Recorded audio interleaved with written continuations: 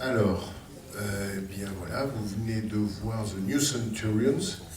Les flics ne dorment pas la nuit dans une vraiment superbe copie 35 mm. Ça, j'avoue qu'elle était assez bluffante. Jean-François, tu en as parlé dans ton introduction, mais on peut peut-être y revenir un peu plus précisément. C'est revenir sur la situation d'abord pour le resituer, le recontextualiser, la situation de Richard Fleischer au début des années 70, ou peut-être là où vous en étiez resté avec Nicolas Pariser la dernière fois, c'est-à-dire que le film que vous avez discuté la dernière fois, Violent Saturday, c'est le film qui ouvrait sa période à la 20th Century Fox, période qui va durer 15 ans, mais qui en même temps est une période plus compliquée que ça, c'est-à-dire que c'est pas seulement une période où il fait des films pour la Fox. Donc de 55 à 70, début des années 70. La structure même de la Fox change durant cette période, puisqu'il va... il commence à la 20th Century Fox, donc ces films sont produits par le département de la production de la 20th Century Fox, dirigé par Buddy Adler, qui vient de remplacer Daryl Zanuck, qui était à la tête de la Fox jusqu'en 55-56. Donc quand Fleischer commence Violent Saturday, Les Inconnus dans la ville, je pense qu'il commence le film sous la direction de Daryl Zanuck et il le termine alors que Zanuck quitte la Fox et il est remplacé par Buddy Adler. Mais Zanuck va produire des films, va continuer de produire des films en indépendant, en étant continuant d'être adossé à la 20th Century Fox. Donc Fleischer va continuer de réaliser des films qui seront financés et distribués par la Fox, mais qui seront produits par Daryl Zanuck, voilà, qui devient indépendant, si tu veux. Donc ça dure jusqu'à la fin des années 60. Alors, les années 60, on le sait, dans le cinéma américain, c'est une décennie un peu dépressive. Là, le système est vraiment en crise. Les producteurs cherchent des idées, ils n'en trouvent pas. Il y a un vieillissement des cadres, on va dire. Hein. Tous les producteurs vieillissent. Jack Warner est encore à la tête de la Warner en 67. Et ils ne comprennent pas, notamment, ils ne comprennent pas le nouveau public, le public des années 60, le public des jeunes, etc. Et donc, le cinéma hollywoodien essaye différents trucs, les studios essayent différents trucs pour faire revenir le public dans les salles. Il faut savoir que la fréquentation descend à partir de 1947, quand même, aux États-Unis. Hein.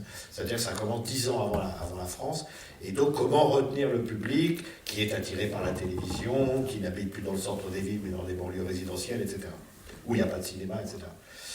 Et donc, Zanuck, dans les années 60, va avoir une carrière un peu... Autant les années 50, 55-60, il enchaîne une série de très grands films. Il y a la fille sur la balançoire qu'on va montrer dimanche. Il y a ce western très, très étrange qui s'appelle Duel dans la boue qu'on va passer demain. Il y a le film Le génie du mal. Et puis après, ça se gâte un peu. C'est-à-dire qu'il va tourner... D'abord, ça se gâte un peu. Il va quitter les États-Unis, il va s'installer en France. Il va avec sa famille.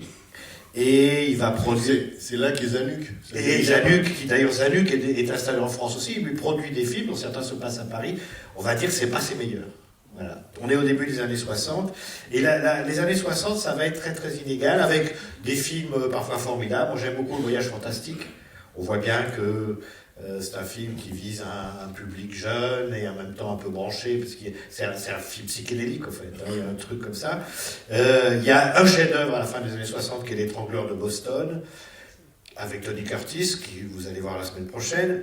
Et puis il y a des projets, un peu improbables. Il y a le fils de Zanuck, Richard Zanuck, veut produire une grande comédie musicale pour les enfants, parce que la comédie musicale, il y a eu My Fair Lady et West Side Story avaient été d'énormes succès au début des années 60, donc les producteurs se disent ça marche, on va faire des productions, des comédies musicales, et encore plus quand c'est pour les enfants, on augmente le public, et c'est l'aventure de Dr. Dolittle, qui a été une catastrophe industrielle.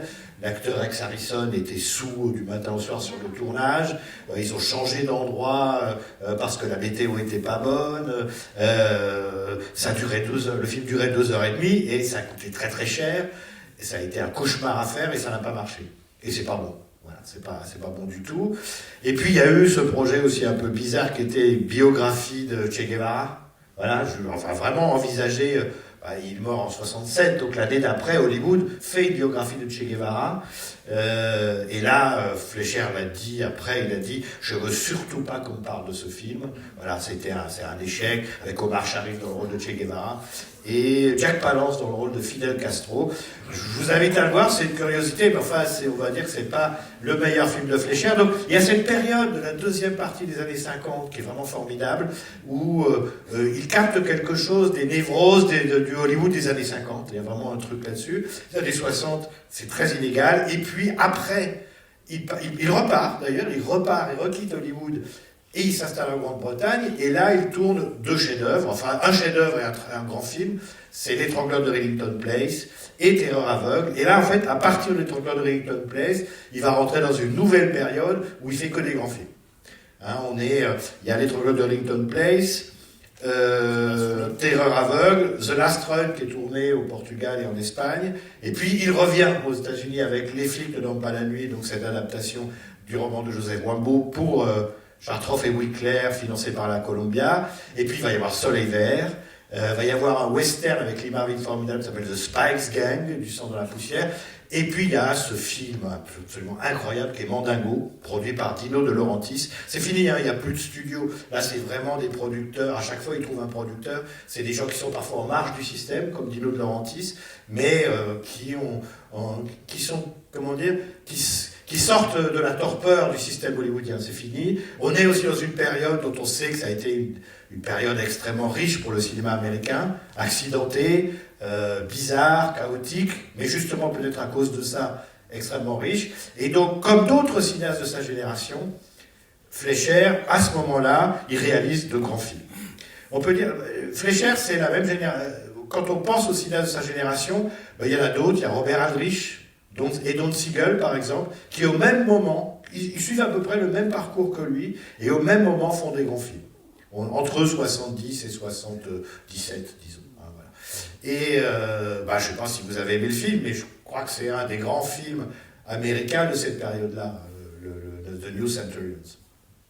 Tu as mentionné dans ton introduction, et là maintenant tout de suite, Joseph Wambaud. Est-ce que tu peux redire, enfin parce que évidemment, la concordance des temps joue pour Richard Fleischer, c'est-à-dire que le livre vient de sortir en 71 et c'est un immense succès de librairie. Oui, le livre est un best-seller. Alors il raconte, en fait, dans le livre, il y a trois personnages principaux, c'est les trois qui sont dans la voiture. Et les trois jeunes flics, et à la fin, qui sont dans la voiture à la fin. Et en gros, Wambaud dira, j'ai mis un peu de moi et de mon expérience dans chacun des personnages. Sachant que donc Wambaud a été flic. Il a été police à partir de 60, à 74. Il fait partie de la police de Los Angeles, il patrouille dans les rues, enfin exactement comme les personnages du film. Et The New Centurion, c'est son premier roman, il paraît en 71, mais il raconte l'époque, la période du roman, c'est entre 60 et 65. Le roman se termine avec les émeutes de Watts. Et donc là, comme le film se veut contemporain, donc on est au début des années 70, il y a eu des changements. Donc à la fin, ils n'ont pas pu, évidemment, se pas de filmer les émeutes de Watts qui avaient eu lieu 5 ans plus tôt, mais donc ils ont imaginé cette bagarre, etc., cette mêlée à la fin, etc., pour figurer ce qui concluait le roman, c'était les émeutes raciales de Watts à Los Angeles. Et Wambaud, en fait, c'est un très grand écrivain. On sait que James Ellroy le considère comme un de ses dieux. Il dit c'est le plus grand, c'est lui qui m'a tout appris, etc. Parce que ce qui est intéressant dans les romans de Wambaud, c'est des chroniques policières, hein. Mais c'est que ce qu'on regrette souvent quand on lit un roman policier, c'est la prépondérance de l'intrigue. Il faut que tout soit en place. Tous les mécanismes dramatiques sont en place pour qu'on arrive à la révélation finale, etc. Or, Wambaud, c'est pas exactement ça, même s'il y a du suspense, même s'il y a des enquêtes dans ses romans. C'est un romancier de l'ambiance. Il capture quelque chose de l'ambiance des commissariats, il dresse des portraits de personnages extrêmement attachants ou bizarres. Souvent, dans ses romans, les personnages ont des surnoms, par exemple. Et plus d'ailleurs il va écrire, et plus les romans deviennent de plus en plus baroques. Et de plus en plus détachés de l'idée qu'il faut une intrigue avec un début et une fin, et qu'à la fin on trouve le coupable, etc. Donc c'est vraiment un formidable romancier d'ambiance, James Wambaugh. Certains de ses romans, pas mal, ont été traduits en France, donc je vous invite à les lire. Alors, c'est un romancier qui, dans les années 70, jusqu'au début des années 80, va y avoir une mode José Wambaugh au cinéma. Beaucoup de ses romans vont être adaptés. Par exemple, il y en a un qui s'appelle Le Mort et le Survivant, qui est sorti sous le titre Tueur de flics. Le titre original, c'est The Onion Field, le champ d'oignon, réalisé par Harold Baker, donc ça c'est un film de 1977. Il y a eu The Black Marble aussi, également un film d'Harold Baker, donc de la fin des années 70. Et puis il y a un film qui est un peu le frère jumeau de celui-là, mais c'est un jumeau déformé, dégénéré. C'est le film que Robert Aldrich réalise en 1977, qui s'appelle The Cowboys, et qui est sorti en France sous le titre Bande de flics, qui est aussi l'histoire comme ça, un peu de chorale de personnages, de policiers dans un commissariat de Californie. Là, la ville n'est pas située comme elle est située. Là, on est vraiment à Los Angeles. C'est tourné à Los Angeles. Dans le film d'Aldrich, c'est une ville imaginaire. D'ailleurs, Wambaugh rejettera complètement le film d'Aldrich, mais on en parlera peut-être après, mais sur la différence entre les deux films.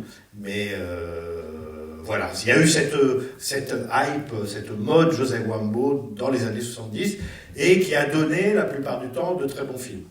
Et puis, il y a eu des adaptations télévisées après, qui était un peu plus édulcoré. Voilà, c'était pour la télévision, mais il y en a une avec, comment il s'appelle, l'acteur John Lithgow et James Garner, qui est pas mal, The Glitter Dome, voilà.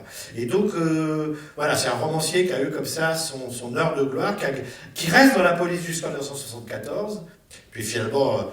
Ça veut dire qu'il est flic à plein temps. Là, il est policier. Et pendant le tournage. Voilà, pendant le tournage, il est dans la police. Donc, il a écrit son roman, mais dans la journée, il fait des patrouilles dans les rues. Le soir, il va sur le tournage pour voir le tournage, parce qu'il est il est vraiment associé au tournage. Et puis, il a un copain, son partenaire. Il a son partenaire qui s'appelle Raymond Colk, qui est dans le film. Richard Cole, pardon. Qui est dans le film et qui a un petit rôle. C'est celui qui dit à un moment donné à Stacy Keach, après le suicide de George C. Scott, qui lui dit « Qu'est-ce que tu penses de Levinsky ?» Et c'est lui. Et en fait, il était conseiller technique sur le film, il a tellement aimé ça qu'il prenait des congés rien que pour passer ses journées sur les tournages, etc. Et donc, à bout d'un moment... Wambaugh, qui publie après le New Centuries, un autre roman, devient vraiment célèbre. Ça devient impossible pour lui de rester dans la police. Et il devient romancier à temps plein, il écrit des romans. Et je me souviens, il y a quelques années, on avait accueilli Philippe Garnier, ici, et on avait parlé du film, je crois, et il avait dit, il le connaît, Philippe Garnier, qui était correspondant de Libération à Los Angeles, qui a beaucoup écrit sur la musique, sur le roman policier, sur le cinéma, donc grand connaisseur du cinéma américain, puis il a les pieds, enfin il est à Hollywood, quoi, hein, il est là où ça se passe. Et il a rencontré Joseph Wambaugh, et où Joseph Wambaugh avait une super propriété, parce que les livres, ça rapportait, et avec un cours de tennis, et de temps en temps, il y a des ex-collègues à lui passaient et sans rien dire se mettaient à jouer au tennis dans sa propriété, comme s'il avait ce sentiment qu'il avait un peu honte d'être devenu célèbre et que pour se racheter, il essaie de jouer au tennis dans sa propriété, ses ex-collègues ou ses collègues, etc. Il y avait cette anecdote, voilà. Mais c'est un très très grand romancier. À propos de Joseph Wambaugh, il a dit que, alors peut-être tu peux confirmer, que sa technique de romancier, justement pour arriver à ce mode de récit qui est une chronique et pas une intrigue, il disait qu'en fait, pendant ses rondes et pendant son travail quotidien, il prenait des notes sur ce qu'il voyait.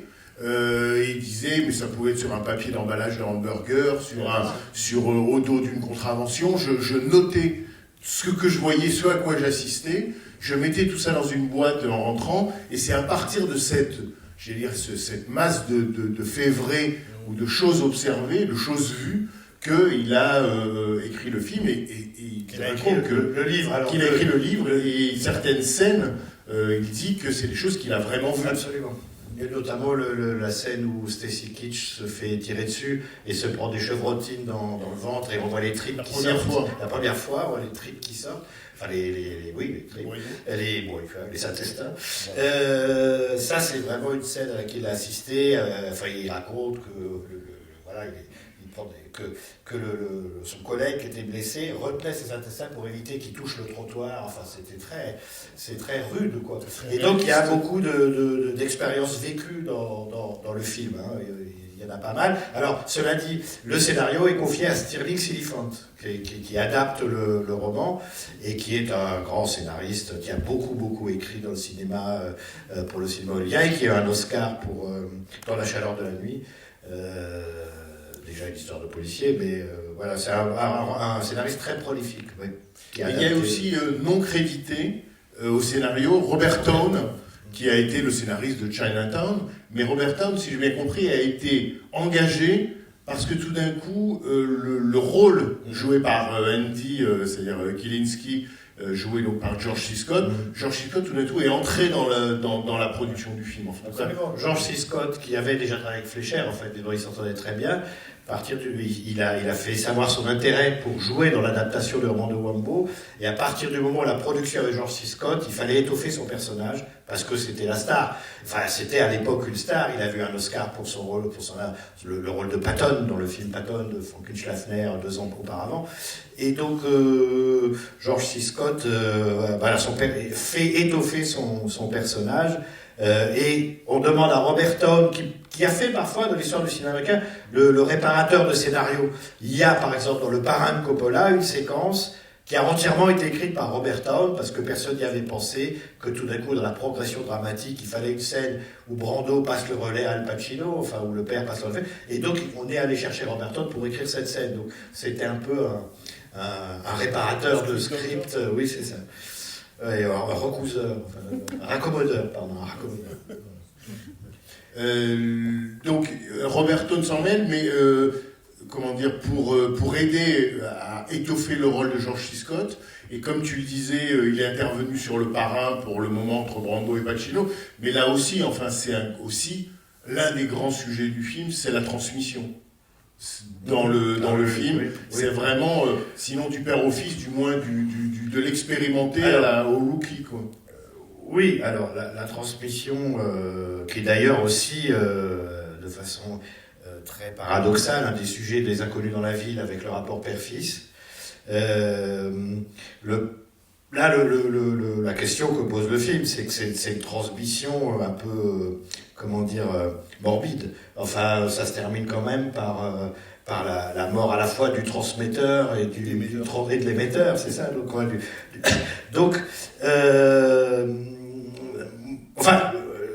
ce qui frappe d'abord, c'est la structure du film, parce qu'on parlait, je me souviens quand on parlait des Inconnus dans la ville, on se disait, ça aurait pu être, Nicolas Pariser, il disait ça, ça aurait pu être un soap opéra, ça aurait pu être un feuilleton, ça pourrait durer beaucoup plus longtemps, etc. Puis on s'est dit quand même non, c'est pas le cas, puisqu'à la fin il faut que toutes les lignes convergent vers un point et qu'on assiste à une fin dramatique dans le cadre d'un drame absolument aristotélicien, quoi, voilà. Et là, quand même, c'est beaucoup plus lâche déjà. C'est-à-dire que là, effectivement, on pourrait se dire que ça pourrait continuer. Voilà, les personnages qui disparaissent pourraient être remplacés par d'autres. On l'a dit, ça a beaucoup été dit, mais je pense que c'est pas faux. Ça a été le film est un peu le prototype de nombreuses séries télévisées qui mettent en scène des personnages de flics ou des commissariats, etc. Donc il y a cette structure chorale et construite sur la sédimentation de moments. Parce qu'il y a une chose qui est importante dans le film, c'est la perception du temps. En fait, tout ça se passe sur plusieurs années. Et en fait, les signes du temps qui passe, c'est la moustache de Stacy Keach. En fait, à un moment donné, il en a une, puis à un moment donné, on l'enlève à nouveau. Tout ça, c'est pour nous dire qu'en fait, il se passe des mois entre les séquences. Donc ça, c'est très intéressant parce que, pour le coup, c'est une gestion du temps à laquelle le cinéma hollywoodien ne nous avait pas habitués, ou alors en employant des clichés ou des conventions pour nous expliquer que le temps avait passé. Là, c'est très brutal quand même. Tout d'un coup, on est peut-être 10 mois plus tard. On commence à comprendre, en regardant agir les personnages, que du temps a passé. Voilà, ça me paraît très intéressant.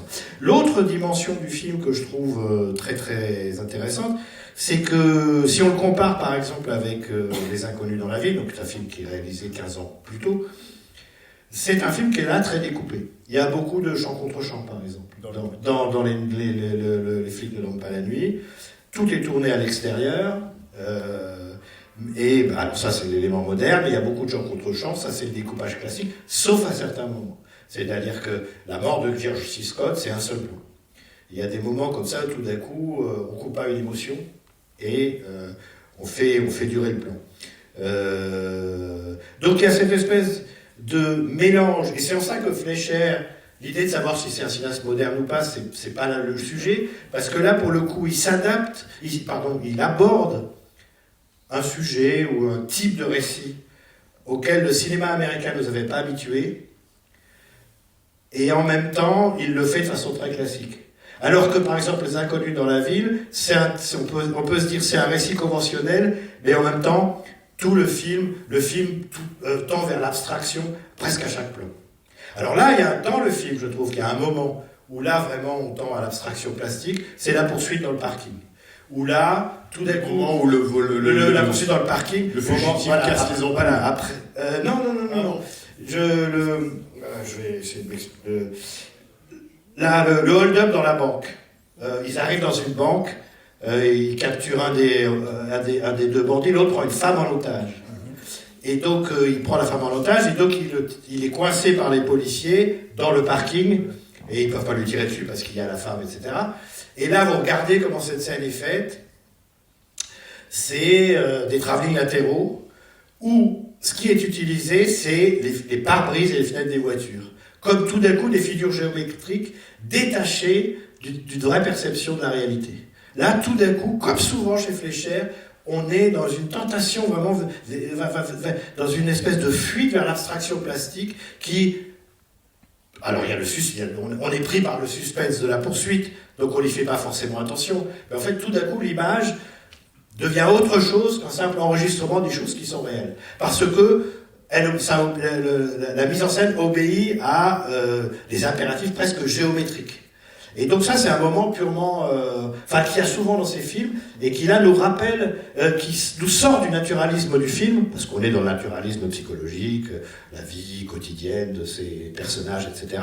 Puis tout d'un coup, on est dans cette scène de poursuite. Alors on ne se rend pas compte parce qu'on est cloué sur son fauteuil, mais en fait tout d'un coup, l'image devient presque abstraite, quoi. Donc il y a ce côté-là chez lui. Alors ça, je trouve ce mélange très très excitant, quoi. Oui, je pensais, moi, de manière un peu différente, mais peut-être semblable aussi, à la scène de la poursuite en voiture, où un fugitif s'éloigne dans un couloir sombre, et pour en quelque sorte, cacher sa fuite, il casse toutes les ampoules sur son passage, et là, tout d'un coup, l'écran est absolument noir, il reste un tout petit bout de lumière au bout du couloir.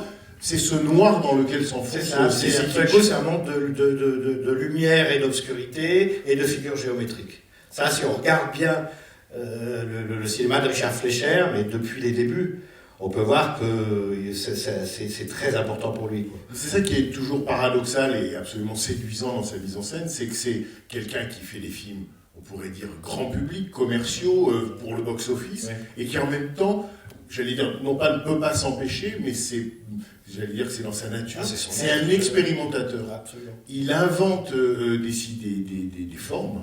Tu évoquais le suicide de George C. Scott, tourné effectivement en un plan. Et quand on regarde ce plan séquence, c'est à la fois un travelling, c'est un zoom, et en même temps, on sent que l'opérateur travaille à ne pas perdre le point. Et ils ont dit que cette scène-là, qui est faite en une seule prise, ça a été la seule tournée. C'est-à-dire que George C. Scott a, si je puis dire, réussi son coup dès la première d'abord, il paraît qu'il était fier comme c'est pas possible à la fin de la prise, mais que cet incroyable moment pour nous tous, enfin en tant que spectateurs, est réussi en une seule fois, qui est à la fois une performance d'acteur, une trouvaille de mise en scène avec la lumière sale Alors ils ont eu très peur au moment où ils mettaient le canon du pistolet dans la bouche, parce que c'était une arme chargée à blanc, mais donc pas vraiment chargée, mais enfin à blanc quand même, et quand vous tirez une balle même chargée à blanc, quand vous tirez à blanc dans la bouche, vous parlez plus après. Et donc tout ça s'est fait de façon absolument en état de grâce, quoi, et il a gardé cette scène. Sur le... sur la réception du film, c'est aussi intéressant de savoir. C'est un film qui arrive au début des années 70. Alors je me suis un peu amusé à regarder les critiques qui ont été écrites sur le film. Alors en France, aux États-Unis, il a été plutôt louangé, mais il a été vu comme un bon film de série. Voilà. Un peu ennuyeux. Voilà. Donc, dans le New York Times, c'était un peu ce qui était dit. En France, la presse quotidienne ou hebdomadaire a aimé moyennement le film. Enfin, on a vu certains aspects, enfin plutôt voilà la vie quotidienne, etc. Certains aspects, en tout cas, enfin, la singularité du film. Presse avec des critiques très psychologiques, etc. Alors la presse cinéphile mensuelle a détesté. Le film, il n'y a que des ronds noirs dans les tableaux de cotation, des ronds, enfin il n'y a que des ronds, des zéros, quoi. Et là, c'est pour des raisons idéologiques, c'est-à-dire qu'on a reproché au film de faire l'apologie de la police à une époque où, disons, c'était mal vu. Voilà. Et donc, on était dans une espèce de vulgate qui a vraiment envahi toute la critique, qui fait que le film n'a pas du tout été bien perçu en France. Mais ça va plus loin, c'est-à-dire que là, aujourd'hui, vous êtes venus nombreux voir les films de Richard Fleischer, on est à peu près tous d'accord pour se dire que c'est un cinéaste d'importance. Mais à l'époque, ce n'était pas le cas. Et je me souviens, en cherchant une critique, en cherchant les critiques du film, je tombe sur un autre article d'un autre film, je m'en souviens plus, dans un mensuel de cinéma, et on dit c'est aussi mauvais que du Richard Fleischer. Donc il avait en plus la réputation d'être un mauvais cinéaste, ce qui quand on voit le film laisse rêveur, quoi. Mais quand on voit ses films, quoi. Mais il n'avait pas été adoubé comme un auteur.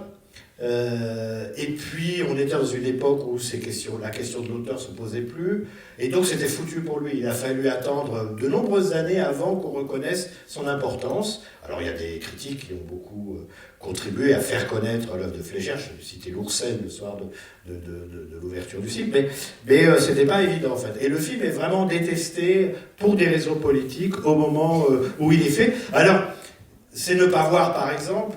Alors c'est une scène, on peut se dire, la scène où George C. Scott brutalise le propriétaire, le marchand de sommeil, le type qui vend. Et en fait, c'est une drôle de scène, et en même temps, il y a beaucoup d'humour. Parce que, il le brutalise, il le menace, tout ça n'est pas légal, enfin ça se fait pas. C'est comme si Dirty Harry, c'est un Dirty Harry de gauche, quoi. Enfin, de flic brutal, mais pour la bonne cause, progressiste. En fait, mais c'est des vraies questions, c'est des questions importantes. Le film, c'est pas une apologie, c'est pas non plus une critique. On n'est pas dans la vision globale d'une causalité qui expliquerait tout ce qu'on voit. Donc on est dans la perception, dans ce qui se perçoit immédiatement de la réalité. Et donc l'idée de plaquer des grilles idéologiques, ça est toujours un peu à côté de la plaque, ou alors de reprocher au film de ne pas expliquer quelles sont les causes de la criminalité, de la délinquance, du racisme, etc. Mais ça, c'était pas le projet. En fait, c'était pas le projet. Et en fait, c'est même un film, et c'est là peut-être pourquoi ce film m'a touché, c'est même un film sur les effets sans cause. Quand on regarde bien, et ça, c'est la fin du film. C'est-à-dire que tout d'un coup, à la fin du film, le héros meurt, alors qu'on s'y attendait pas. On est dans la pure contingence. Là, il prend une balle, une scène de ménage, un forcené qui 2 secondes plus tard jette son pistolet, il aurait pu le jeter avant. Non, on est dans la contingence pure, ce qui arrive. Et alors là, évidemment, nous, on est dans le sentiment tragique de la vie, on est dans quelque chose. Et là, j'ai rarement eu au cinéma ce sentiment-là, et c'est une époque, en fait, où ce type de péripétie apparaît dans le cinéma américain. En général, quand quelqu'un meurt à la fin d'un film, tout est mis en scène pour vous expliquer le sens de sa mort. Là, sa mort n'a aucun sens. C'est le pur hasard. C'est par hasard qu'il meurt à la fin du film. Certes, on aurait pu se dire au début, quand il voit les photos des policiers morts en service, ben voilà, c'est un serviteur de l'État qui a sacrifié sa vie pour le bien de la collectivité. Mais non, c'est pas ce sentiment-là. Et au même moment, dans le cinéma hollywoodien, il y a eu des situations où on peut se dire on a montré des effets sans les causes. Je pense à un autre film qui est un peu plus tardif, mais à peine 2 ans plus tard, de Robert Aldrich, même génération, c'est La fin de la Cité des dangers, où le personnage principal joué par Burt Reynolds à régler ses contradictions personnelles, intimes. Est-ce qu'il peut, parce qu'il sort avec une call girl jouée par Catherine Deneuve. Stacy Keach ici qui dit finalement pas maintenant. Mais pas maintenant, mais parce jamais. Pas maintenant parce qu'il était arrivé dans sa vie privée Exactement. et personnelle à un état d'équilibre. Exactement, et donc on s'identifiait un peu à lui, donc on était rassurés. Ah, il a vaincu ses démons, il ne boit plus, il a vaincu sa peur, enfin, parce qu'il y a le traumatisme du coup de feu, et en fait il meurt. C'est-à-dire que ça c'est très rare au cinéma, cette idée d'absurde. Alors on peut dire c'est la dimension absurde de l'existence, etc., mais c'est assez rare au cinéma. Et il y a 2 films d'Aldrich, d'ailleurs à peu près contemporains, qui se termine de la même façon, c'est La Cité des Dangers et aussi Fureur Apache, où à la suite d'une fusillade avec des Indiens, tout d'un coup, alors que les coups de feu ont cessé, il y a une balle perdue qui le touche. Et il sait qu'il va mourir et que c'est fini. Et Aldrich arrête le film par un arrêt sur image. Il n'est pas encore mort, mais bon, il a, de façon presque gratuite, il va faire un arrêt sur image. Et je trouve que là, on peut comprendre l'importance de Richard Fleischer dans cette période du cinéma américain. Pourquoi Richard Fleischer est un grand cinéaste qui a fait ses meilleurs films dans cette période des années 70, c'est parce que c'est un moment où on l'a laissé faire. On l'a laissé faire ça. On pouvait pas. Je pense qu'on ne peut pas imaginer une fin comme ça dans un film qui serait tourné 10 ans ou 20 ans plus tôt. Il faut que les choses aient un sens. Et là, tout d'un coup, je trouve que les choses n'ont pas de sens. La mort de Stacy Keach n'a pas de sens. Il n'aurait juste pas dû être là. Voilà, mais voilà, la balle n'aurait pas dû... Ça n'aurait pas dû arriver, mais c'est arrivé. Et là, on est dans une dimension presque métaphysique. Quand même. La question du mal qui hante le cinéma de Fleischer, là, tout d'un coup, elle s'exprime de façon troublante et banale et absurde. Mais c'est ça le mal. C'est la chose qui n'a pas de sens, le mal. Et donc là, tout d'un coup, c'est un film qui contredit 60 ans d'idéologie hollywoodienne. Hein, enfin, c'est pas le seul. C'est les grands films américains de cette époque-là ont réglé leur compte avec une certaine manière de raconter des histoires. Tout en étant des films qui avaient du succès, etc. Parce que, voilà. Et donc, je trouve que voilà, cette fin, elle est absolument géniale, quoi. Enfin, et puis, inattendue. À la fois... Tu l'as évoqué tout à l'heure, tu as dit Aldrich et Don Siegel. Il y a un film avant celui-ci, qui est un film de Don Siegel, qu'on peut peut-être rapprocher par plein de points de ceux des flics ne dorment pas la nuit. C'est un film qui s'appelle Madigan, qui date de 68, réalisé par Don Siegel avec Richard Widmark, Henry Fonda, qui se termine lui aussi de manière tragique, qui est lui aussi une chronique policière, et qui est lui aussi peut-être hanté par ce qui, à mon avis, travaille aussi ce film, c'est-à-dire un sentiment d'impuissance généralisée. Et est-ce que... Mais voilà, et le rapport entre, disons, Madigan et ce film-là, il y a des points communs. Madigan, par ailleurs, c'est devenu une série télé. Donc cette idée ces nouvelles structures de récits qui mettent en scène plusieurs personnages un peu chorales, parce que dans Madigan, le personnage principal c'est Richard Widmark, mais il y a Henry Fonda qui joue un rôle important aussi, etc., qui vivent, qui se croisent à un moment donné, mais c'est 2 parcours différents. Donc Madigan, c'est un film qui a donné une série télé. La différence d'avec Les flics ne dorment pas la nuit, c'est que Madigan, c'est encore un film où on sent le studio. Madigan est un film qui en partie est tourné dans les rues de New York, mais vraiment, comme on l'avait jamais vu, formidablement bien. Et on voit bien que les scènes d'intérieur sont tournées en studio, et on est à une époque où ça sent l'artifice. On voit l'artifice. Ça jure. Ça jure. Et donc là, bon, on a dépassé ça ici avec le film de Fleischer et cette volonté de tourner dans l'est de Los Angeles, quoi. Il n'y a pas une scène du film qui ne soit pas tournée soit en extérieur, le film de Fleischer, soit dans des décors réels. Et même le commissariat, ils ont recyclé. C'est un vrai commissariat qui venait de fermer et qu'ils ont recyclé pour le film. Et donc c'est des vrais lieux. C'est des lieux chargés tout simplement d'existence, de quotidienneté. Et ça se sent aussi dans le film. Et je trouve que là, la copie aussi rendait incroyablement justice à cette patine presque du quotidien. Est-ce que tu voulais ajouter quelque chose ou est-ce qu'on continue peut-être en vous donnant la parole si vous avez une question, une interprétation, une remarque ou une envie de contredire. Voilà.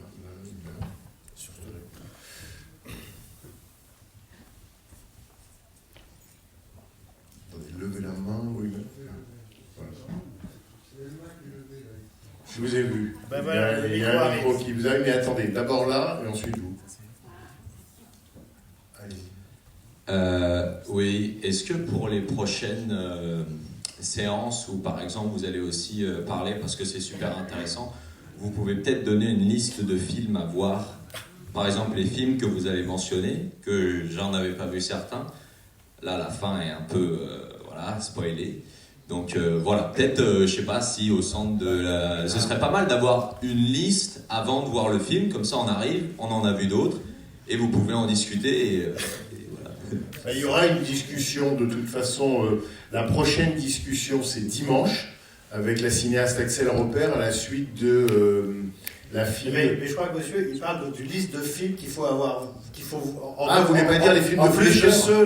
Non, mais là, Madigan, tout ça, oui, bon, oui. vous avez dit que la fin était un peu similaire, Oui. donc je me dis pareil avec Burt Reynolds, je me dis bon, c'est dommage, ça. ça. L'expérience que j'aurais pu avoir en Mais voyant... demain, en vous étant aurez choqué. oublié. Mais ça, c'est à la fois on vous spoil entre guillemets, et en même temps comme ça, vous avez envie de le voir. Ah oui, ça c'est sûr. Voilà. On était là pour parler du film. Alors parlez-en. Je voulais dire que... Attendez, parlez dans le micro, parce que sinon on ne vous entend pas. Merci. Allô, je voulais dire que la fameuse scène que vous considérez absurde, etc., par rapport à la logique du film, elle est tout à fait légitime par le fait que le criminel, celui qui tue sa femme, ça aurait pu être le héros lui-même au cours d'une scène de ménage. Parce que finalement... Qui tue sa femme? Non, c'est du lait. La femme se plaint. Non, enfin, qui tue le flic, qui tue le héros. Ben oui, ben c'est le pendant de la scène humoristique, Ouais, la scène de ménage au début du film, Oui, c'est ça. il les divorce instantanément, le policier divorce le couple instantanément en leur faisant imposer leurs mains sur son badge, donc c'est une scène assez drôle. Et puis là, ce que nous dit la fin du film, c'est que ce qui peut être drôle peut aussi être absolument horrible et tragique. Enfin, voilà. C'est le fond de la... D'ailleurs, le film travaille beaucoup cette question comme ça, du banal, du quotidien, du drôle, et puis tout de suite on peut enchaîner mais de manière un peu cut, avec une séquence dramatique, comme par exemple la bavure policière au début du film, qui doit succéder ou précéder de très très peu la scène avec les prostituées dans le fourgon. C'est ça. On passe du chaud au froid, quoi, sans arrêt. C'est le principal du film, en fait. Par rapport à la vision critique du film, je me souviens que Lourcel m'avait vivement recommandé d'aller voir ce film. Enfin, c'était un de ses films fétiches. Oui. Absolument. Il a écrit un très beau texte sur le film, dans son dictionnaire. Et dans la revue Écran en 73-75, il a rendu compte du film. J'ai noté une phrase de Jacques Lourcel, parce qu'elle me paraît vraiment parler du film. Il dit « The New Centurions est un parfait spécimen de la deuxième génération du film noir. Le noir n'est plus ici un effet de l'art, mais la couleur tout juste réaliste du gouffre dans lequel s'enfonce peu à peu, sans espoir ni recours, l'habitant des cités modernes. » Alors, disons qu'idéologiquement, une partie de la critique a aimé le film parce qu'elle s'est identifiée au personnage de Jean C. Scott. On est les derniers remparts face à une barbarie qui le menace, etc. Oui. C'est plutôt à gauche que le film a été critiqué. Mais quand il dit que c'est un très beau spécimen de la deuxième génération du film noir, tu es d'accord avec ça? Parce que Fleischer, il a lui-même une vraie expérience du film noir. D'une certaine manière, il y revient. Oui, avec ça, ce film-là. Il faudrait demander à Lourcel et sa catégorisation de l'histoire du cinéma. Le film noir, on peut dire que ça s'arrête au milieu des années 50. D'ailleurs, au moment où Lourcel filme un film noir qui n'est plus noir mais en couleur, qui les a connus dans la ville. Tu veux dire Fleischer, film, qu'est-ce que j'ai dit? Lourcel. Ah, pardon. Bien sûr. Mais avant, dans les années 40, Fleischer a fait des films noirs importants. Oui, mais qui ressemble à celui-là dans la mesure où on y distingue toujours cette tentation vers de l'abstraction, cette tentation abstraite. Ça, et qui se donnait d'autant plus libre cours que le film noir, que ce genre de cinéma, du film criminel de la fin des années 40, qu'on a appelé film noir, exigeait des conventions d'éclairage, par exemple, des conventions de tournage, de filmage et d'éclairage, et donc évidemment, c'était un terrain favorable à une certaine forme d'abstraction. À la limite, c'est encore plus spectaculaire de voir quelqu'un qui est tout d'un coup vous perd dans une image qui n'est plus réaliste, à l'intérieur d'un film qui se veut fondamentalement réaliste dès le départ, même naturaliste. Voilà, on filme des gens d'aujourd'hui, avec leurs problèmes d'aujourd'hui, d'une grande banalité, les couples qui divorcent, il y a des scènes de cuisine, etc. Puis tout d'un coup, il y a des plans, des séquences où on quitte le sol et on est ailleurs. On est ailleurs que la simple restitution d'une réalité visible et la simple fabrication d'un naturel qui ne serait pas forcément juste. Voilà. C'est moi. Oui. Allez-y. Je voulais dire, j'ai 3 remarques. Alors la première serait sur l'utilisation du zoom dans le film. Et donc elle intervient plusieurs fois, le zoom y intervient, mais notamment dans Les Deux Morts et le dernier zoom qui tend aussi vers l'abstraction. Et la deuxième remarque, c'est quand on pense à Stacy Keach, on pense aussi au film de John Huston, Fat City. Il a fait juste avant. Oui. Et je ne sais pas si Fleischer connaissait bien Huston, était proche, parce qu'on voit quelques correspondances dans leur carrière entre eux. Ouais. Et la troisième remarque, c'est peut-être un truc un peu vain peut-être, mais je sais pas, mais c'est que je pense que David Simon, il a dû beaucoup s'inspirer de ce film pour The Wire et aussi The Deuce, je pense, The Deuce qui se passe dans les années 70 à New York et qui filme aussi les flics, les prostituées, etc. Voilà. Je pense que The Wire, une des grandes influences, c'est aussi Sidney Lumet. C'est les films de Sidney Lumet, qui lui est un New-Yorkais et qui filme la police de New York et la justice à New York aussi. Le système, en fait. Il est un peu différent de Fleischer, mais oui. Sur le zoom, Sur le zoom, je ne sais pas si c'est une question. C'est là où on voit aussi la grande capacité d'adaptation de Fleischer aux techniques de son temps. Et le zoom, chez lui, apparaît au moment où ça apparaît dans le cinéma américain. Alors après, on peut juger de la légitimité du zoom. On sait que c'est une technique qui a été critiquée beaucoup. Lorsqu'on voit Rillington Place, par exemple, il y a très peu de zoom, mais chaque fois qu'il y en a, on voit bien que c'est à la fois pour appuyer une situation, pour changer le cadre sans faire de montage. Ça, c'est un truc. En fait, il a toujours fait ça, mais le zoom lui a permis. Le zoom et la convention qui faisait qu'on pouvait faire des zooms, à ce moment-là, lui ont permis de continuer son travail, de monter dans le plan. Là, on monte dans le plan avec un zoom. Donc, voilà, oui, le zoom parce que Fleischer est un cinéaste aussi de son temps. Même si c'est pas la génération du nouvel Hollywood, voilà, c'est une autre génération, mais il est quand même Fleischer, parce que sans doute il s'est adapté au système. Fleischer était embauché par des producteurs pour faire des films qui marchaient. On n'est pas du tout dans le système Easy Rider ou les films de Monty Hellman, où c'est des jeunes cinéastes qui veulent faire des films qui un peu donnent des coups de pied dans la fourmilière, et il se trouve qu'il y en a qui marchent. Là, c'est Fleischer travaille à l'intérieur d'un système où je vous assure que la Columbia, qui finance le film, elle voulait que ça soit un succès. Alors, pour différentes raisons, c'est un best-seller. Donc, a priori, on adapte un film d'un best-seller, c'est un succès. Ils ont dû se battre, les producteurs et Fleischer, pour que la fiancée de Stacy Keach soit une noire.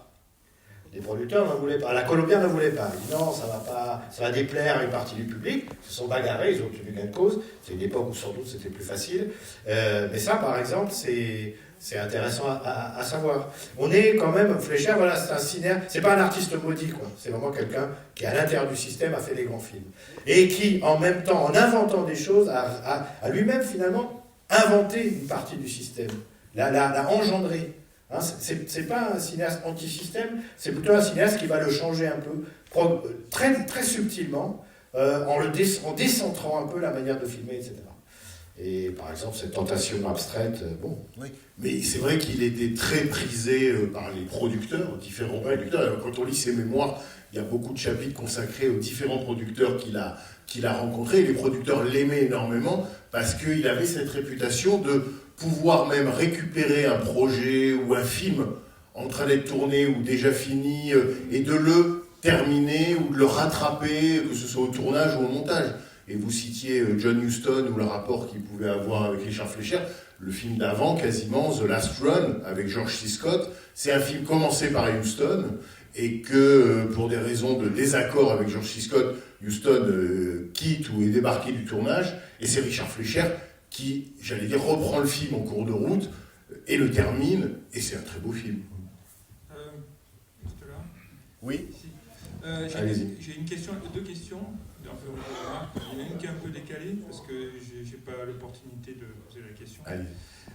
Donc c'est par rapport à toutes les séances en fait. Depuis quelques temps, en fait, les films sont diffusés qu'une fois. Donc c'est un problème parce que. Bon, mais c'est pas le sujet de la discussion de ce soir. Ouais, mais je fais juste la remarque parce que. Je vais vous répondre tout de suite. Venez plus nombreux. Voilà, c'est tout. De toute façon. Alors, voilà, bon, c'est juste. C'est pas le lieu, mais on pourra. Ouais, pour les gens qui aiment bien le et cinéma. par ailleurs, plus effectivement, c'est ce qui est en train de se passer, la cinémathèque est fréquentée, et plus effectivement on reviendra autant qu'on peut vers plus de séances doublées. Mais là c'est trop long, on va pas avoir une discussion comme on a entre nous sur la programmation. Parce que, bon, voilà. Et la deuxième question. Parce que bon, moi j'ai pas forcément vu ces films. J'ai vu des films de Fleischer, mais beaucoup plus connus. Enfin, quand j'étais enfant ou j'étais plutôt adolescent. Et en particulier les Vikings ou le Voyage fantastique ou 20 milieux sous les mers. Et est-ce qu'il y aura vous en parlerez un peu ou de ces films-là, ou vous considérez que c'est pas des films importants Il y a plein de films. Pour le coup, c'est une rétrospective où il y a énormément de séances commentées, présentées, accompagnées. Donc il y en a, oui, bien sûr. Oui. Mais je vous renvoie au programme. Et puis c'est pas possible d'accompagner toutes les séances, mais loin de nous l'idée de penser que Le Voyage fantastique, Jean-François l'a dit, est un film négligeable, ou 20 milieux sous les mers, mais c'est un peu. Il a fait 46 films. Donc, ce qu'on a essayé de faire là, dans ce qu'on a proposé comme discussion, c'est un peu de prendre des films jalons qui permettent d'enjamber des périodes et de dessiner ce qu'a pu être, en la découpant, la trajectoire de Richard Fleischer qui commence en 1946 et qui doit s'arrêter en 1984. Donc voilà, c'est plutôt parfois la volonté de faire une discussion autour d'un film, important, reconnu, qui va, par exemple, attirer beaucoup de spectateurs, mais aussi des films moins connus qui méritent d'être un peu plus dans la lumière. Voilà, c'est un peu ça, c'est un peu ça l'idée. Je voulais dire encore un petit mot. Mais attendez, il faut que la parole circule, monsieur. Attendez. Bonne soirée. Oui. Je voulais faire une remarque sur... Pardon. Je vous en prie.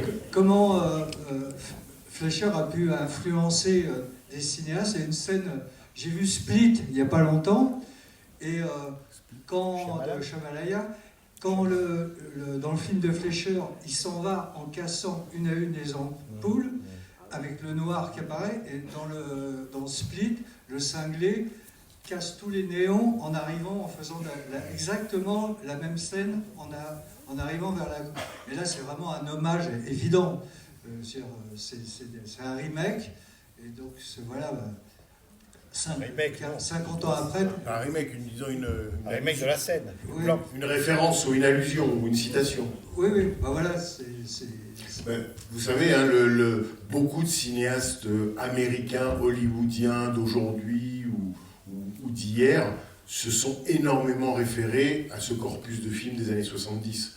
C'est un moment où il y a une fenêtre pendant laquelle des réalisateurs ont en quelque sorte le final cut ou sont considérés quasiment comme les producteurs exécutifs du film. Et à partir de là, il y a une liberté qui aujourd'hui est fantasmée, disons de James Gray à... ou Shyamalan, enfin on peut en citer beaucoup, parce que souvent ce sont des cinéastes cinéphiles qui regrettent cette liberté et cette audace ou cette expérimentation qu'ils voient dans des films qui étaient des films pour le box-office. Ce mélange, cette combinaison d'expérience et de grand public, évidemment, ça les fait rêver. Alors, un des grands admirateurs de Richard Fleischer, c'est le cinéaste japonais Kiyoshi Kurosawa. Mais vraiment, c'est un admirateur forcené. Et quand il réalise Cure, par exemple, il a en tête L'étrangleur de Boston. Et Kiyoshi Kurosawa considère que c'est peut-être le plus grand cinéaste américain de tous les temps. Donc il y a vraiment... C'est un cinéaste qui a une influence réelle, même si elle est un peu souterraine, etc.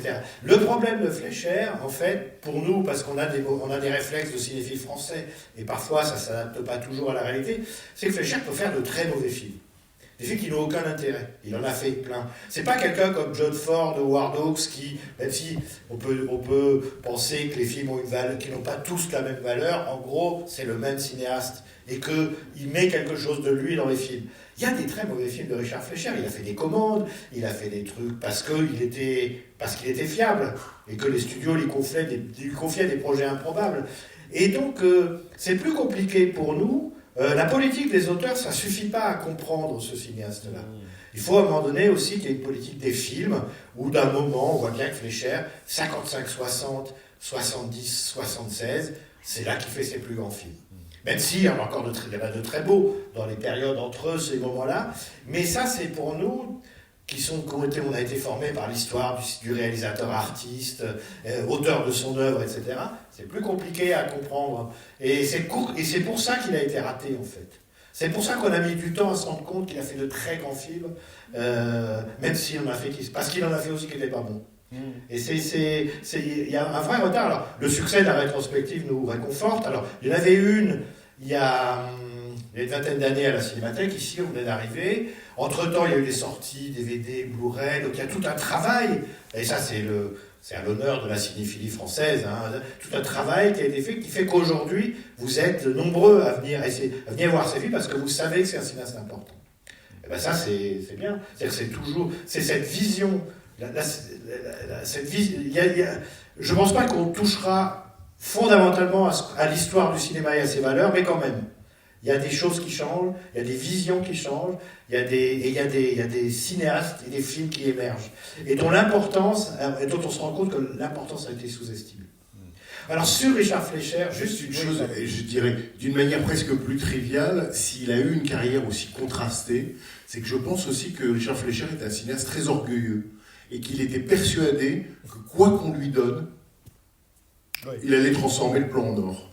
Et en plus, il était très attaché à sa réputation qu'il avait auprès des producteurs, d'être un homme fiable. Et il dit, si je ne sais plus quel film, il dit, je l'ai terminé, je voulais quitter, je pense que c'est le Tché, et je voulais quitter le tournage, mais comme je n'avais jamais quitté un tournage de ma vie, je me suis accroché et j'ai terminé le film. C'est-à-dire qu'il avait à la fois une conscience de professionnel et un orgueil d'artiste, plus un désir d'être employable en toutes circonstances et sur une longue durée, qui ont fait que Fleischer, finalement, des fois, même avec tout son immense talent, il ne pouvait pas sauver les entreprises insauvables. Et il y avait aussi le sens de l'amitié. Oui. C'est-à-dire, on ne trahit pas, lorsque Richard Zanuck, le fils de Daryl Zanuck, lui demande de réaliser Dr. Dolittle, c'est parce qu'il aime beaucoup Richard. Il s'aime bien, ils sont amis, quoi. Et donc, il y avait aussi ce côté-là. C'était un homme très doux. Moi, je l'avais rencontré en 92, il était venu. Alors, j'ai une anecdote à propos du film, en fait. Il vient en 92, il est invité par un festival, et parfois, comme ça arrive, on lui organise un détour par la Cinémathèque. Et je venais d'arriver à la Cinémathèque, hein, j'étais tout petit, et je choisis ce film-là, The New Century, les flics d'Embalé. On a une copie 35 dans la collection, il manque une séquence avec l'affaire marquée, mais enfin bon, vous ne le savez pas. Donc on passe le film, et on est en 92. Et je crois que 92, c'est l'année du procès des policiers qui ont tabassé Rodney King, l'affaire Rodney King. Non, c'est le procès, l'acquittement et les émeutes. C'est ça. Et donc il m'a dit, vous voulez vraiment choisir ce film avec tout ce qui se passe, etc. Il avait très très peur en fait de la réaction du public. Et il pensait quand même que le film pouvait poser un problème parce que Ce que montre évidemment pas le film, parce que c'est un film qui a été écrit par un policier, c'est que la police de Los Angeles a une réputation très contrastée. Elle a une réputation de brutalité, de corruption et d'incompétence. Hein, il y a beaucoup de faits réels qui en attestent, de beaucoup d'histoires. James Ellroy a écrit ses livres là-dessus, hein, c'est sur l'histoire de la police de Los Angeles. Donc il y a eu ce moment où Fleischer avait un peu peur que son film soit mal perçu à un moment où l'acquittement de 5 policiers avait provoqué des émeutes raciales. Ça, c'était amusant, c'était pour l'anecdote. Oui. Oui, je voulais revenir sur 2 ou 3 aspects du film. Déjà, je ne suis pas d'accord avec Monsieur Roger quand il trouve que la mort de Cécile Kitsch à la fin est absurde, parce que je crois que au départ, le roman puis le scénario induisent en erreur. Les policiers ne sont pas des centurions, mais plutôt des gladiateurs. Le roman s'appelle The New Centurions. La ville arrive à tenir parce que on sacrifie dès le départ, on sacrifie une partie de sa population. Donc on sacrifie des policiers, ou on tabasse des prostituées, j'ai l'impression que le film parle un peu de ça, que les grandes villes arrivent à tenir parce qu'on sait dès le départ qu'on doit sacrifier une partie de sa population. Et donc les policiers sont un peu ceux qui vont mourir tout seuls, quoi. J'ai un peu l'impression que ça raconte un peu ça. C'est moins des centurions que des gladiateurs. Bon, le titre du roman, c'est The New Centurions. Ouais, mais D'ailleurs, Joseph Rambaud voulait l'appeler son roman The Centurions, et quand il a été adapté, c'est les producteurs qui ont dit non, ça va s'appeler The New Centurions. C'est l'éditeur qui a dit on va rajouter New. Et d'ailleurs, dans le film, le moment de la discussion au bar entre les 2 anciens coéquipiers fait jouer d'une double manière la notion de Centurions. À la fois, il y a la référence aux centurions de l'Empire romain, et en même temps, on comprend qu'il y a aujourd'hui, enfin à l'époque du film, au moment de l'intrigue, il y a les New et les Old Centurions. C'est-à-dire que là encore, c'est toujours l'histoire de la transmission. Est-ce que les nouveaux centurions, c'est-à-dire Cécile Kitsch, qui lui-même devient le formateur de son nouveau coéquipier tout jeune, est-ce que comme ça, il va y avoir des centurions qui vont pouvoir se reconduire de génération en génération? Mais bon, je pense que le mot centurion laisse penser qu'une victoire à un moment est possible. Et j'ai un doute sur cette finalité, en fait. D'autre part, l'histoire est basée donc, sur l'expérience vécue de policiers. Et à cette époque-là, on voit plusieurs films qui sont tirés d'expériences vécues de policiers. Est-ce que c'est vraiment l'époque qui a été vraiment intéressée par ce thème, ou est-ce que dans toute l'histoire du cinéma, on retrouve des écrits, des vécus de policiers qui ont inspiré des romans, des scénarios, pardon? Il y a toute une tradition du roman policier qui se situe du côté de la police depuis toujours. Les enquêtes, le police procédural, ça s'appelle. Donc il y a toujours eu ça. Ce qu'avait introduit quand même de neuf Rambaud, c'était la dimension chronique quotidienne de la vie des policiers. Alors en revanche, effectivement, c'est une période intéressante là-dessus, parce que quelques mois plus tôt sortait French Connection, également inspiré de l'expérience de 2 policiers de New York, qui a donné lieu à un livre, et puis qui lui-même ensuite a été adapté au cinéma, je ne sais plus qui est le scénariste, mais en tout cas tourné par Friedkin. Et puis il y a eu l'Inspecteur Harry. Film très controversé. Et je pense aussi à Serpico. Serpico, c'est après. Oui, mais c'est encore le principe du... Mais je pense que French Connection, l'Inspecteur Harry et les New Centurions, ce sont des films qui arrivent à un moment où la société américaine... la société américaine vire à droite, à nouveau. Après la contre-culture des années 60, Ronald Reagan est élu gouverneur de Californie, Johnson ne se représente pas et c'est Nixon qui est élu. C'est là qu'on parle de majorité silencieuse, et ces films ont été très attaqués à l'époque parce qu'ils ont été vus comme l'incarnation, la représentation ou l'expression d'un retournement de la société américaine vers la loi et l'ordre, en gros, avec une majorité silencieuse défendue par les centurions qui empêchent les barbares et de venir, lesquels barbares sont aidés par les libéraux qui évidemment pratiquent le laxisme à tous les niveaux, etc. Donc, c'est vraiment des films qui ont fait un débat dans la société. Ils arrivent à ce moment-là. Pauline Kael, par exemple, détestait la grande critique du New Yorker, elle détestait modèle de la libérale américaine, etc. Elle détestait l'inspecteur Harry, qu'elle désignait comme film fasciste, et elle détestait aussi French Connection. Elle n'a pas fait de critique des flics de l'ordre par la nuit, mais elle a dit, Sterling Silliphant, heureusement on l'a pas engueulé pour le scénario du film. Donc en gros, heureusement pour lui, mais qu'on aurait dû. C'est ça que ça voulait dire. Donc il y avait vraiment un rejet de la part des libéraux américains de ces films-là qui étaient désignés comme une espèce de retour de la réaction dans le cinéma américain.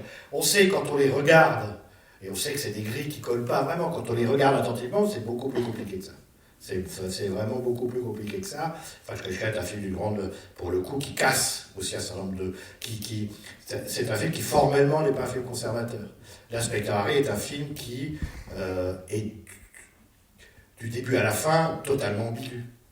Et ce film-là, est-ce que c'est un film... Est-ce que George C. Scott a raison? Est-ce que... il manque quand même pas une vision globale qui nous expliquerait ce qu'on voit? J'en sais rien. Mais en tout cas, effectivement, c'est une période de querelle idéologique. Et on aime ou on n'aime pas ces films-là, et quand on n'aimait pas ces films-là, on était de gauche, et quand on les aimait, on était pour la loi, l'ordre et la majorité silencieuse. Mais c'est bien, vous voyez bien que c'est beaucoup plus compliqué. Juste avant, je voulais juste, sur un point du film, c'est la place d'honneur accordée à Quincy Jones. Est-ce que vous pourriez l'expliquer, s'il vous plaît? Ben ça, c'est... comment dire, quand on veut faire un film qui a du succès, ben on prend un musicien à succès, on prend une musique à la mode. Oui, non, mais c'est sa place dans le générique de fin qui est très marquante en fait. Oui, bah, c'était une star, Quincy Jones. Quincy Jones, c'est déjà lui qui fait la musique de Dans la chaleur de la nuit. Ça avait été très très remarqué et ça avait changé les conventions de la musique de film. Et ben voilà. Bon, Quincy Jones ou Lalo Schifrin sont des musiciens qui, à ce moment-là, faisaient des musiques qui aidaient au succès des films, des musiques à la mode. Oui, c'est une place qui est rare pour un compositeur. Ils avaient dû le payer sans doute très cher, donc ils ont valorisé son nom. Bah, ils ont valorisé lui et le chef opérateur aussi, qui est à la fin, c'est Ralph Woolsey. Mais de même, je me dis que par rapport même au à l'attente des spectateurs, par rapport au rythme quand même très particulier du film, la séquence où Stacy Keach se retrouve accroché malgré lui à la voiture et que tout d'un coup la prostituée pète les plombs et l'embarque avec lui je pense que c'est presque une scène faite pour dynamiser un peu le film, c'est-à-dire l'attente du spectateur qu'il se passe quelque chose. Il faut qu'il y ait des poursuites en voiture. Voilà. C'était à la mode, les poursuites en voiture. Là, c'est le cahier des charges minimales, quoi. On va prendre peut-être une dernière question. Mais il faut un micro parce qu'on n'entend pas. Toi, tu veux poser une question? Tu veux poser une question? Une remarque qui m'a troublé sur Stathis, à quel point il ressemble à Patrick Devers. Si vous voulez, là, oui. Non, je déconne pas. Non, en tout cas, la moustache, il y a une apparition. Voilà. À propos peut-être on terminera là-dessus, mais à propos de Stacy Keach, il a dit qu'il hésitait à accepter la proposition qui lui était faite du rôle, mais quand il a su que George C. Scott allait être de la partie, il a dit alors là, c'était comme si c'était mon Dieu qui jouait dans le même film que moi, j'ai accepté, et il dit, et je trouve que ça se sent dans le film, il dit, les rapports qu'on a entretenus sur le tournage entre lui et moi ressemblent à ce que vous voyez sur l'écran. Et je trouve qu'on sent entre les deux acteurs comme entre les deux personnages une complicité qui fait plaisir à voir.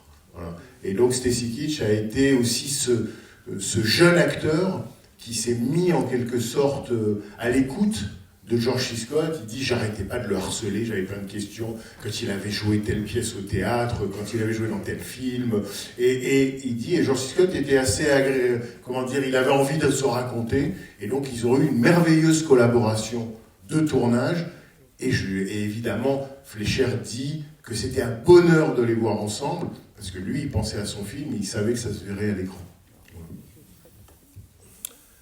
Merci Jean-François. Oui, merci Bernard. Merci à vous.